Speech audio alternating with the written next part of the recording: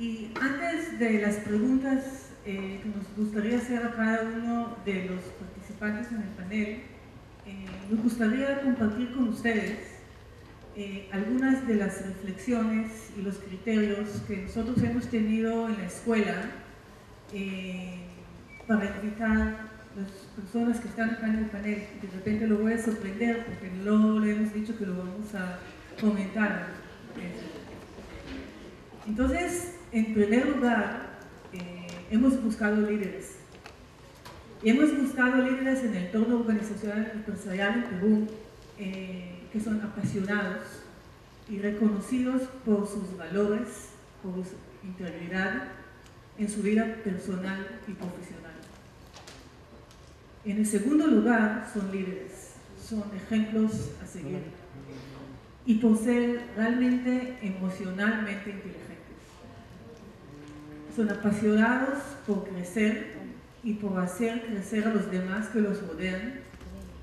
Y creo, si observamos a cada uno de los distintos personajes que nos acompañan acá en nuestro panel, que están hoy día con nosotros, creo que hemos cumplido esos criterios. Y les pido que les demos un aplauso fuerte a cada uno de los que están aquí con nosotros.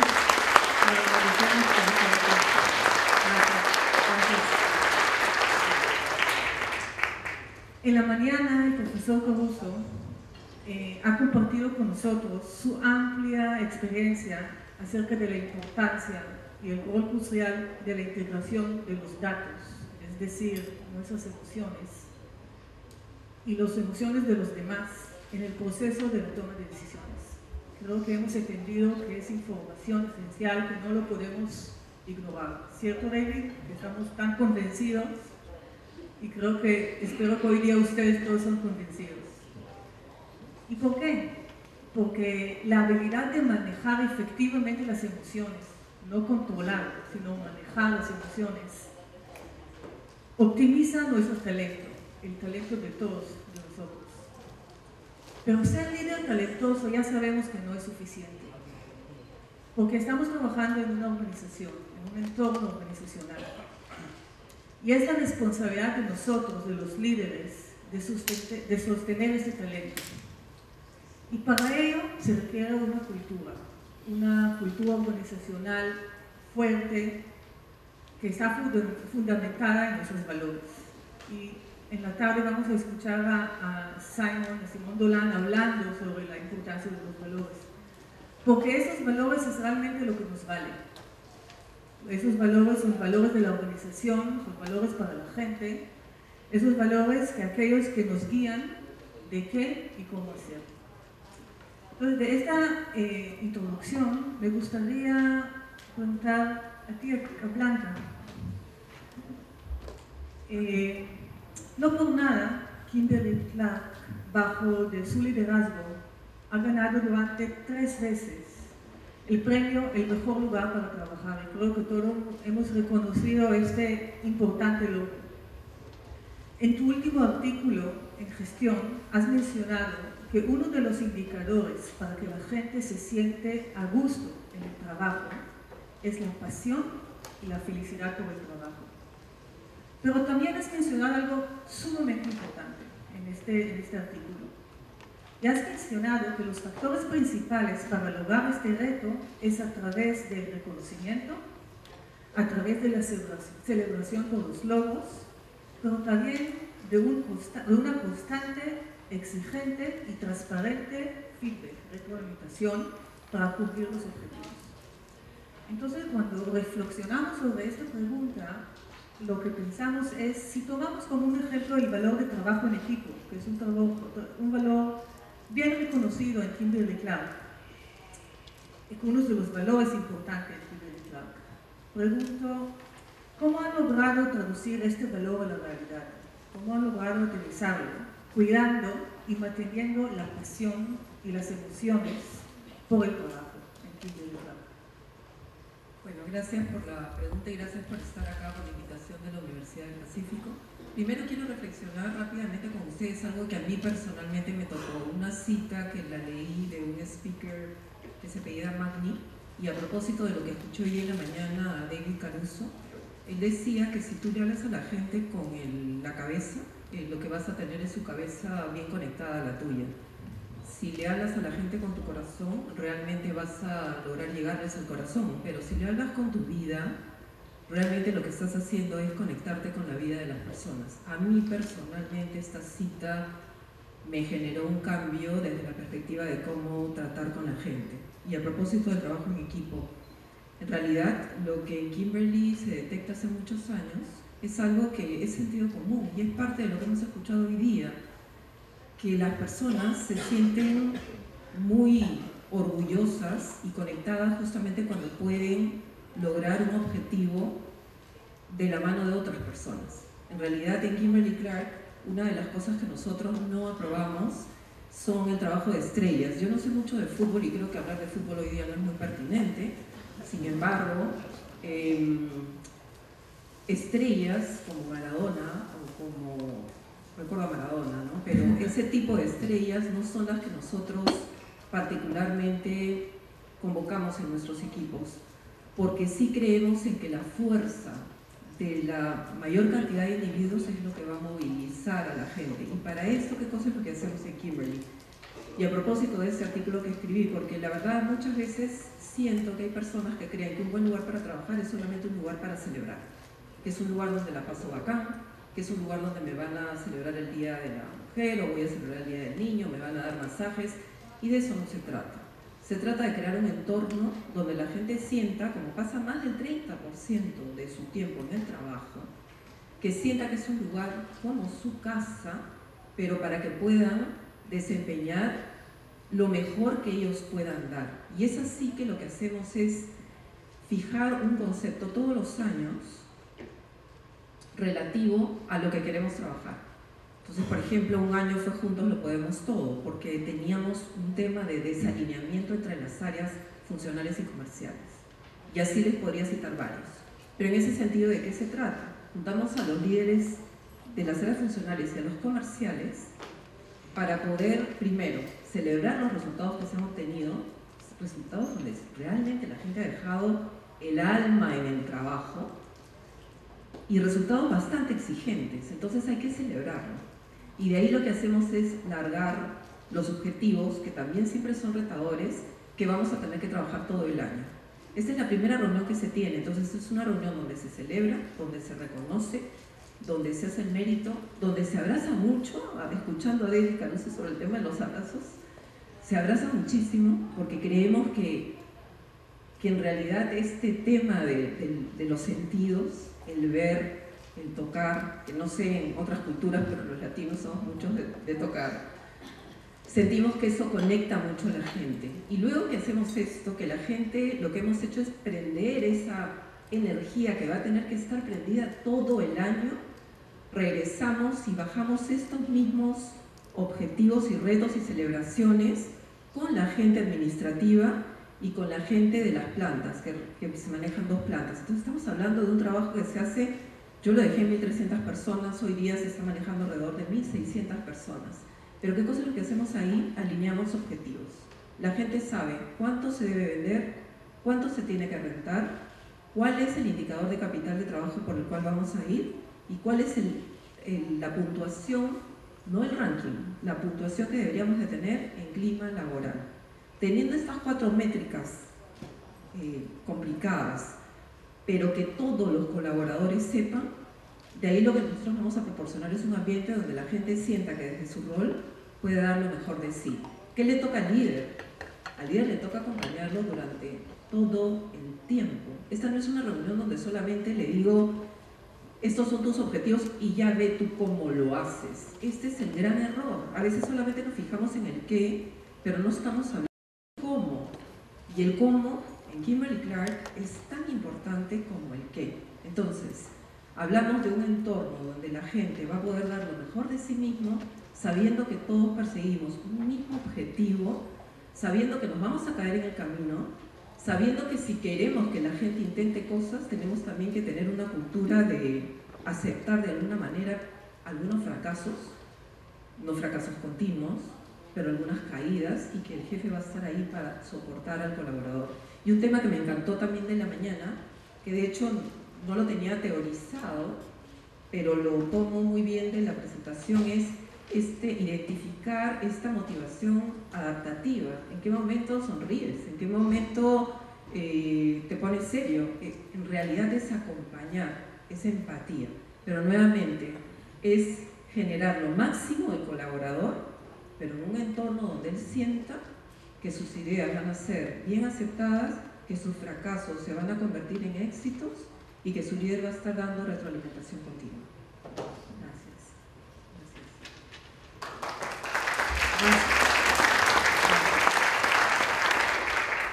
Ilse, tu chamba no es tan fácil. Vamos a ver por qué. Porque, Ilse, en tu caso, tu integración de la pasión, los valores y las emociones y el talento es un poco diferente. ¿Saben por qué? Porque el líder de la empresa que usted tiene a su cargo es reconocido y muy reconocido visionario, soñador y también podemos decir un símbolo nacional, Gastón Rubio. Pero sin lugar a duda, este pone una vara sumamente alta para ti y para tu equipo. Hay algunos que están aquí. Hay muchas expectativas internas y externas en cuanto a la gestión organizacional. Entonces, lo que me gustaría preguntarte es ¿cómo y qué hacen ustedes para traducir estos sueños, estas expectativas de un soñador a la realidad? O si lo puedo aterrizar un poquito más, es preguntarte ¿cuáles son los valores organizacionales que consideras que son vitales para la sostenibilidad de la organización y cómo lo aterrizas para la gestión de talento? Muchas gracias, buenas tardes, gracias a la Universidad del Pacífico por esta invitación y ser parte de este panel. Como dices, es un reto especial por la figura pública de Gastón, las expectativas que genera, no solamente a nivel de lo que vamos a hacer nosotros en relación al talento humano que tenemos en la compañía, sino porque nos hemos planteado un reto que es visto por el país como algo que genera un orgullo, seas o no parte de la compañía. Yo hablaría de dos momentos. El crecimiento de la compañía, yo diría que inicialmente fue orgánico. La gente se acercaba a Gastón y entusiasmado por sus ideas y por la convicción y porque bueno, las hacía realidad en el mercado local. Quería llevarse estos conceptos, quería desarrollarlos en Perú y él con mucho tino respondía, captaba rápidamente a la gente y bueno, nos fuimos haciendo de socios en la compañía y creciendo de una manera en verdad no estructurada.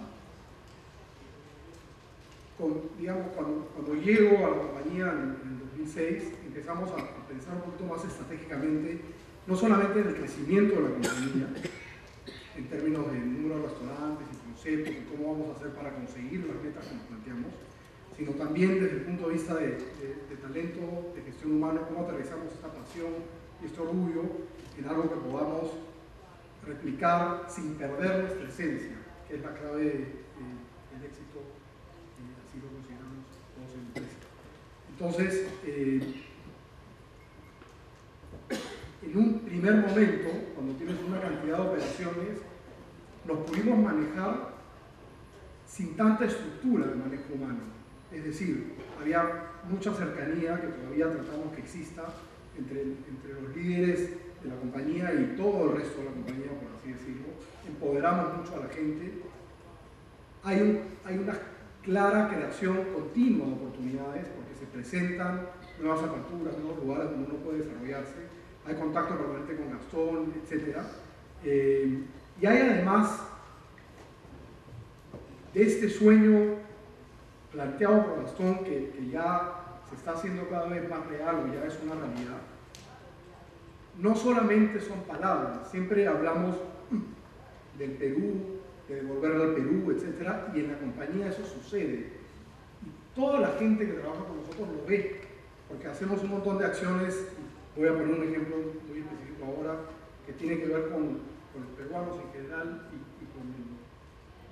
trato humano dentro de la compañía. Nosotros nos hemos puesto como valla.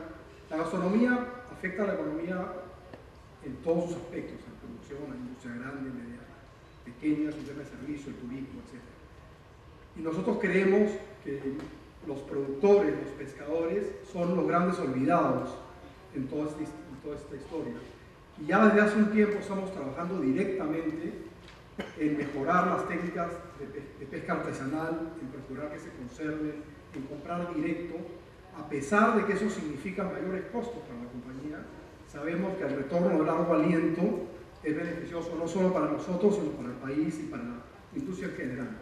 Y eso la gente lo ve y lo reconoce, y entonces se conserva un orgullo, una pasión que nos ha permitido mantenernos cohesionados. Hoy día, ya digamos desde hace un par de años que estamos trabajando con otra mentalidad, es decir, todos estos principios permanecen, pero entendemos que sí tenemos que tener una estructura y un plan de desarrollo, de gestión de talento más claro, que ya estamos poniendo en funcionamiento. Definitivamente cuando Rajeli me invita a participar, le dije: Rajeli, yo encantado, pero yo creo que nuestra compañía tiene mucho camino que recorrer todavía en este aspecto puntualmente, y quiero decir claramente porque es la realidad, pero sí sabemos cuál es la ruta. Hoy día tenemos un equipo operativo en Estados Unidos que se encarga de buscar talento en cocina, por ejemplo, que es un tema de visas, para traerlo al Perú, formarlo y volverlo allá a que trabaje con nosotros en una línea de carrera específica.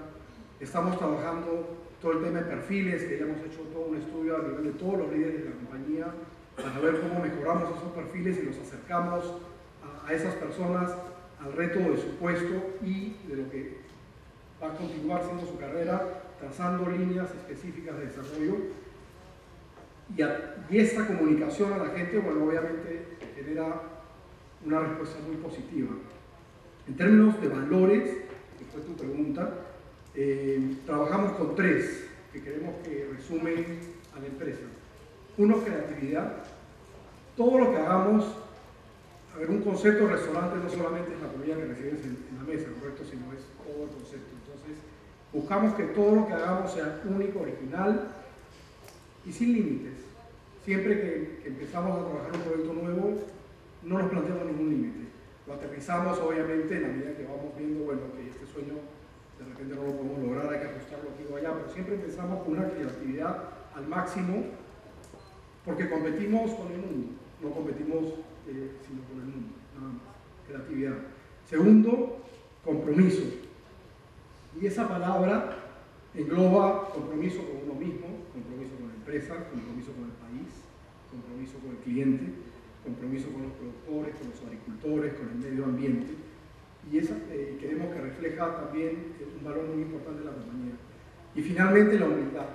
No creemos que hemos llegado, no creo que nunca creamos eso. Siempre hay campo para nosotros. Muchas gracias.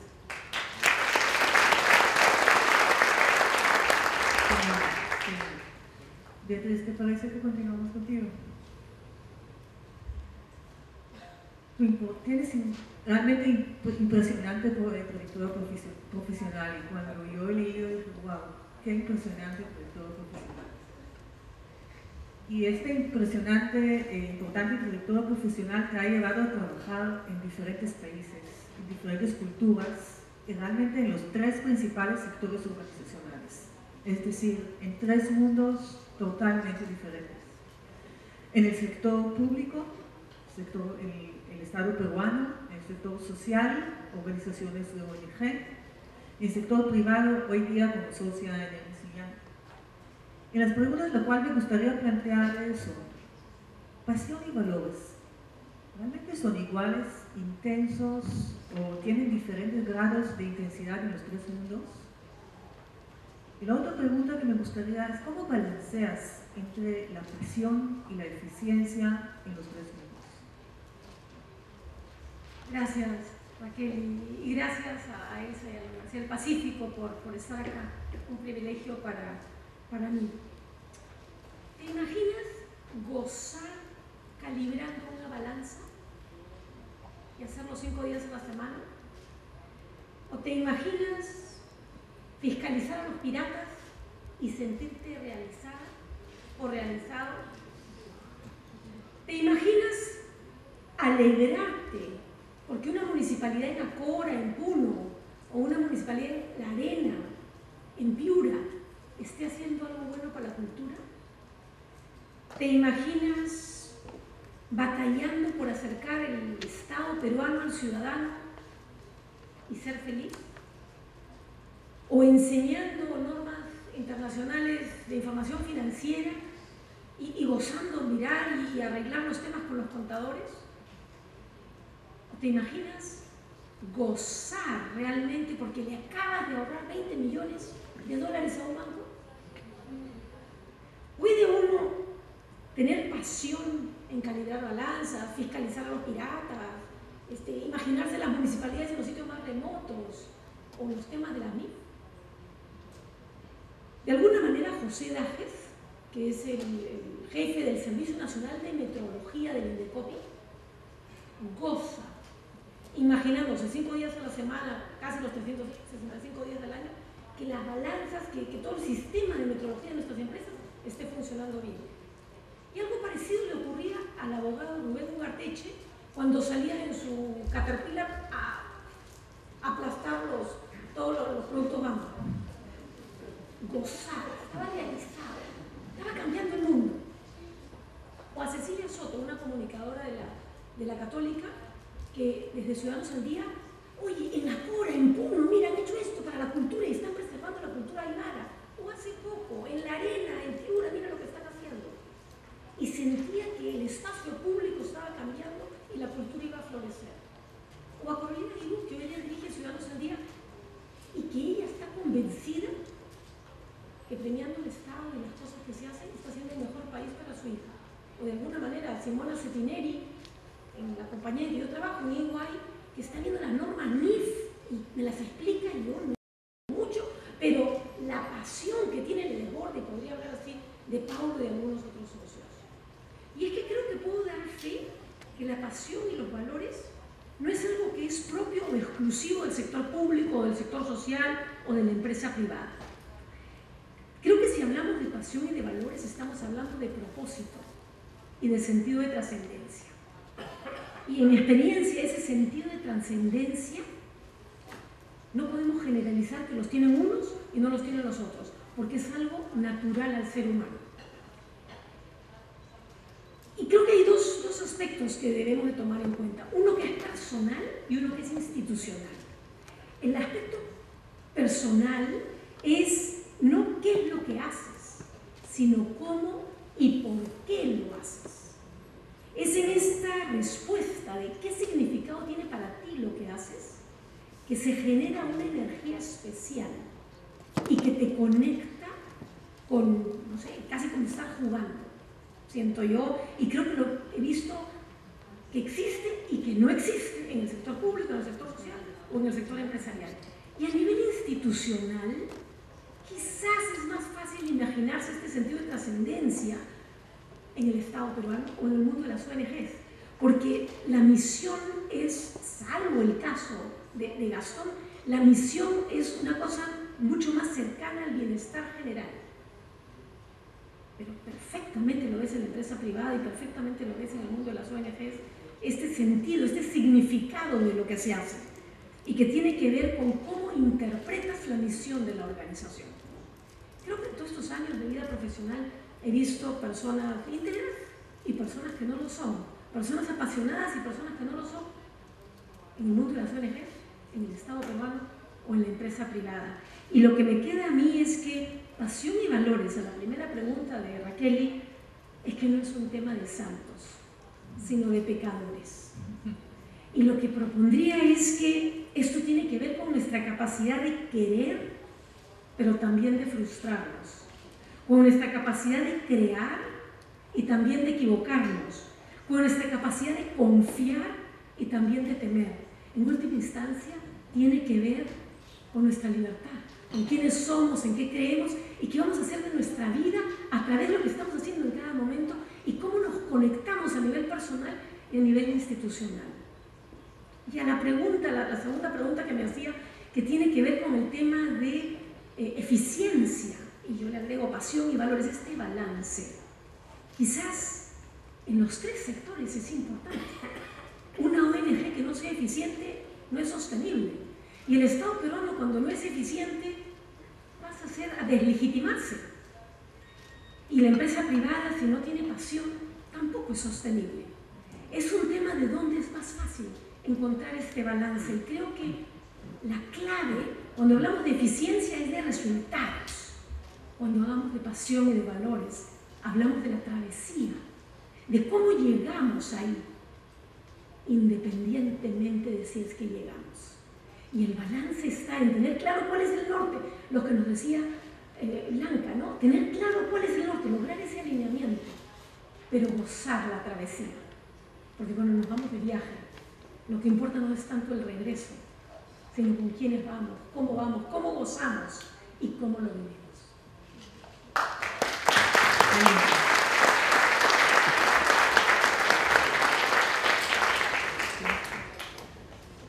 Para finalizar, estoy segura que el doctor Roberto Lerner nos puede compartir su conocimiento y su pasión y su visión, y él pidió levantarse, o sea, su pasión, él no puede sentar. Entonces no, a Roberto no se puede decir no. Entonces, Roberto, te voy a plantear la siguiente pregunta. Hasta no mucho tiempo, los espacios de lo privado, es decir, hogar y familia, y el público, la sociedad y la organización, estaban muy definidos y bien separados. El espacio privado era el espacio exclusivo de las emociones y de la intimidad, y el espacio público era el espacio del desempeño, la eficiencia y la productividad. Y creo que todos estamos bastante de acuerdo con esto y hemos vivido. Y mi pregunta es, ¿puede ser la felicidad y la pasión un valor organizacional? Bueno, muchísimas gracias, Rangel, y gracias por la invitación. En realidad lo que me parece una concesión a un déficit atencional intensísimo y una hiperactividad que no es fácil de manejar. No, mi respuesta es no. No pueden y no deben ser un valor organizacional. Primero quiero agradecerte por haberme considerado un ejemplo a seguir. En algún momento mis alumnos o mis pacientes siempre me dicen que quisieran que yo fuera su papá. Y yo les digo que si mi mujer y mis hijos me vieran una vez a la semana también me adorarían. Pero hay una cuestión interesante. Una de las variables que mejor predice si una persona la va a pasar mal o no en su trabajo es si se aburre o no en su casa.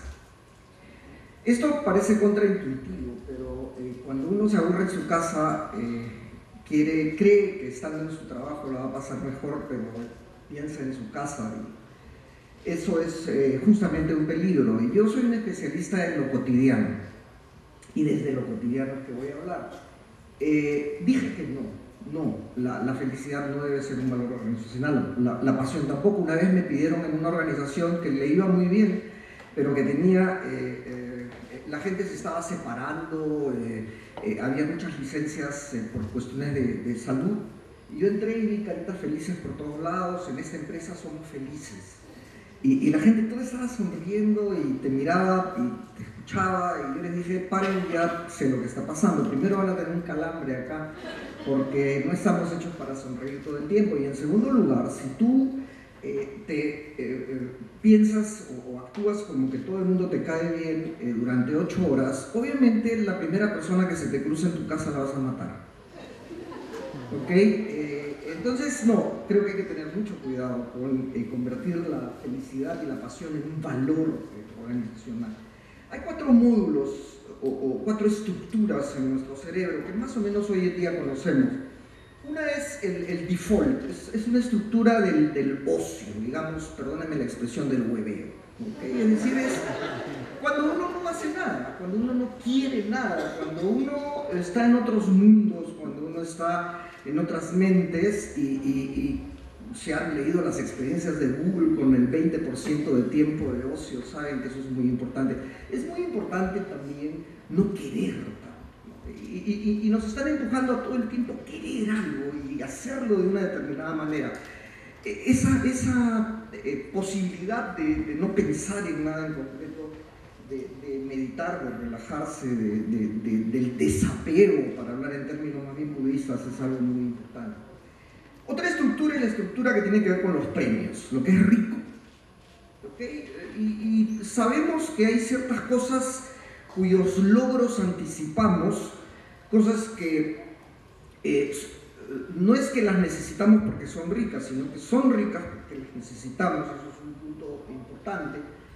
Una suerte de donómetro que nos permite saber qué nos gusta y qué no. Sabemos, por ejemplo, que produce placer tanto el proceso, creo que en eso estamos, una coincidencia súper interesante, tanto el proceso como el producto producen placer, que lo extrínseco y lo intrínseco producen placer, que lo tangible y lo material, así como lo intangible, produce placer. Y eso es un punto realmente, es un punto muy importante.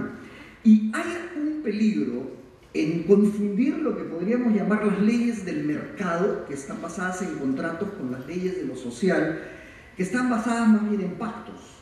En un jardín, eso es una experiencia real, en un jardín de niños me llamaron a decirme que estaban estaban recogiendo a los chicos tarde, se estaban demorando, los chicos se angustiaban, había que dedicar personal a cuidarlos, obviamente, y me dijeron, hemos puesto una multa de tantos soles por cada 15 minutos.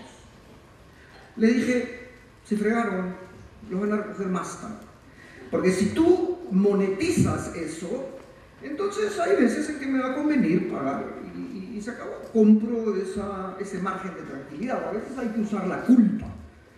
La culpa funciona, como las madres judías lo saben mejor que nadie, ¿no es cierto? O sea, es una cosa que es importante usar. Si yo le quiero agradecer a mi suegra por la comida rica que me hizo, yo no voy a terminar y le voy a decir, suegra, estuvo espectacular, muchas gracias, y le voy a dar 500 soles, ¿no?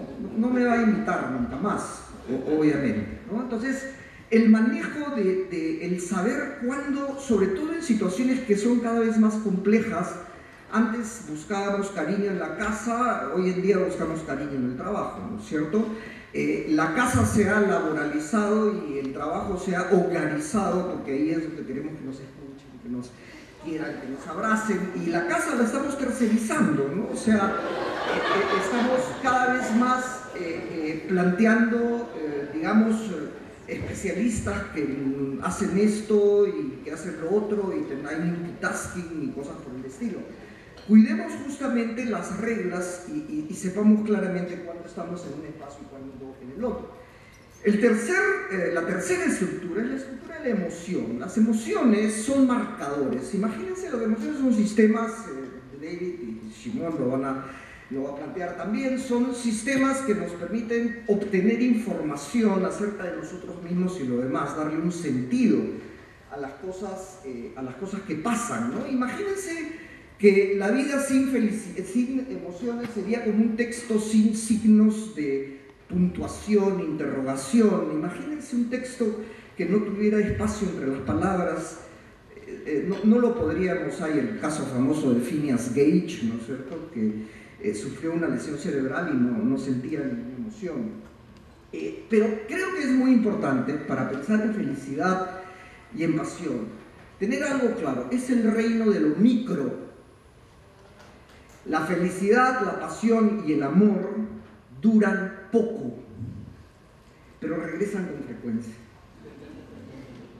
¿Ok? El querer que sean demasiado extensos, ¿no? Ese es un peligro.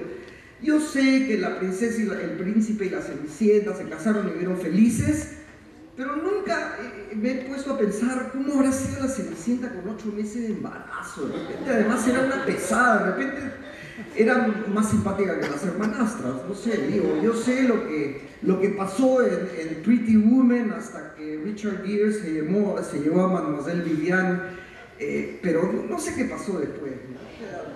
Tenemos que tener cuidado. Y finalmente, la estructura, que es la estructura del control.